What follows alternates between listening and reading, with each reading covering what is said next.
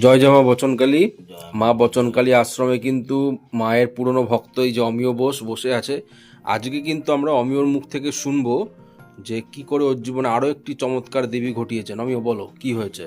আমার একটা কাজ অনেকদিন ধরে আটকে ছিল, তো আমি পরপর 2 দিন বাবার কাজে আসার পরে তা কাজটা কালকে আমার আজকে সাকসেসফুল হয়েছে। কাজটা এসছিলে কবে? এসেছিলাম ওই দুদিন আগে। 2 দিন আগে শুক্রবার দিনকে, মানে শুক্রবার না শনিবার দিনকে এসেছিলাম। হ্যাঁ, তারপরে আবার এই আজকে কাজটা সাকসেসফুল হলো, আজকে আবার এলাম।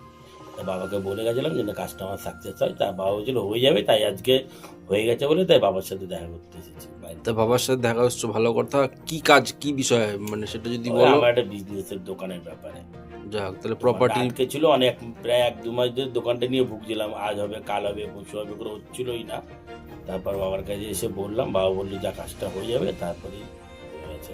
আজকেও হয়ে গেছে সাকসেস। তাহলে জয় মা বচন। তাহলে আপনারা শুনতে পারলেন, এই যে মা বচনকালীর কৃপায় অমিয়র কিন্তু, ও কিন্তু মন্দিরের একজন পুরনো ভক্ত।